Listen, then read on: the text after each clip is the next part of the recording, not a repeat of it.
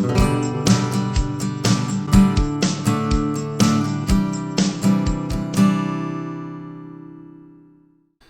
to homastudio's Python for Beginners, and this will be a brief intro to the while loop. Now, we introduced the while loop in a previous video with the average test score exercise, but in this video we're just going to take a little time to just isolate the while loop and just explore it a little bit. Now, what we can do to explore the while loop in a little more detail is look at three specific scenarios. Just to start, we're going to count up from 0 to 10. We're going to count down from 10 to 0, and then we'll count down to negative 100. We'll use some negative numbers from 10. I have a file called while.py, and again, I'm working in VS Code. And for our first scenario, if we're going to count up to 10 from 0, we have to start at 0. So I'm going to say n equals 0. We'll start with a variable, and that's our number. We're starting at 0. And then we're going to create our while condition. So while is basically a condition, and we're going to say as long as n is not greater than 10 or less than 10. That's a way to look at it. So once it gets to 10, we don't want to count up anymore. But as long as it's below 10, we can count up. We could say while n is less than 10, and then put a colon here because that's the end of our condition. And then inside this loop, this block that we've created here with the indent, that's where we're going to basically do whatever we want to repeat. And what we're going to repeat is counting up. So the first thing we'll do is we'll say n, and we'll say plus equals 1. So that's going to increment it by 1. And remember, that's shorthand for this. That's just shorthand for n equals n plus 1.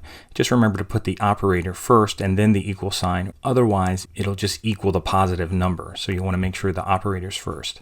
So we're going to increment, and then we're going to print out. And we're just going to print out n.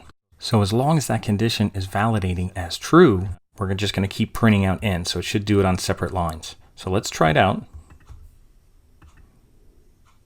And there it is. It started with 1 because it went through here and said, is 0 less than 10? Yes, that's true. So then it added 1 to it right away, and then it printed it out. That's why it started at 1 and then it ended at 10. Now you can flip these around, you can cut this here and paste it and put that in front of it. And now in this case, if we run it again, it's going to start at 0 because it's going to say is 0 less than 10, and then it's going to print 0, and then it's going to increment it, but it'll never get to actual 10 because we're actually validating if it's less than 10. So it'll only print it if it's less than 10. That's why it only prints 9. If we just put equals here and say if it's less than or equals to 10, then it should put 10. And that's what we want. We want it to go 0 through 10. So let's see what happens here when we do this.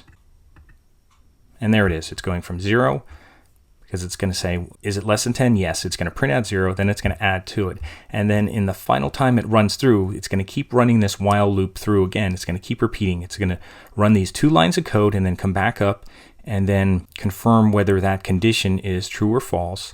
If the number that comes up, if 10 is equal to 10, which that'll be the last time, it'll print 10, it'll add to it and make 11, and then 11 will come up false, so it won't do anything else. It won't continue after that. It'll almost do a break. So that's the first scenario. The second scenario, we'll just switch it around so that we count down. So what we can do is just copy this code and use it again, just so we have it kind of documented. Now, these will both get run, and instead of changing the variables and having a whole bunch of things running, what I'm going to do is I'm just going to highlight all this code here, and under Edit, they have a selection called Toggle Line Comment, and it's Command /, and on Windows, it would be Control /.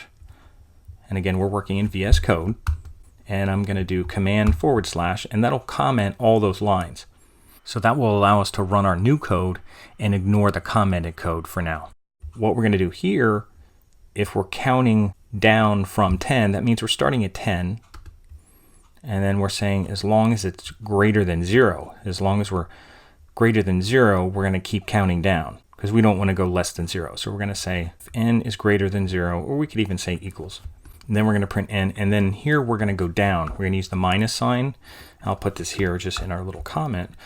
So we're starting at 10. We're going to say, is 10 greater than or equal to 0? Yes. And then it'll print out 10. And then it'll subtract, and it'll say 9. And then it'll say, is 9 greater than or equal to 0? Yes. And it'll keep going through until it gets to, I guess, -1. And then once it gets to -1, -1 will not be equal to 0, and it won't print it out, and that will stop it. So that's what should happen. Let's see what happens. And it starts at 10, because that's the first thing that'll happen. It'll print it. and then it will print 0 at the end, because if it's equal to 0, it'll print it, but then once it gets anything less than 0, a negative number, it will not print it. And here's something interesting that you might encounter when working with integers and a while loop. If I just put while n, and you might think, well, does that while n exist? Is it while n is 10? What is while n? Let's just see what happens here if we just say while n. And it actually went through and did the same thing, except it did not print out the 0. And what this means, while n basically defaults to true. And true basically means that a positive number is true and a negative number is not true. So in this case, it almost means that if we're doing if n is greater than 0 is really kind of what that means there. So it basically creates a true condition as long as n is greater than 0 and not 0. Now, if we're working with strings, that's another scenario. But for now, when we're working with integers, that basically means as long as it's a positive number, it'll keep printing it out. But notice here, when it's anything below a positive number, including 0, it won't print it out. Now, for our third scenario, where we're counting down to negative 100 from 10, or just counting down from 10 and stopping at negative 100, I want to introduce a couple more concepts there, including a break and including a while loop inside a while loop. So I'm going to leave that for another video. That'll be like a part 2 video of this while loop. So we'll stop here with these two scenarios.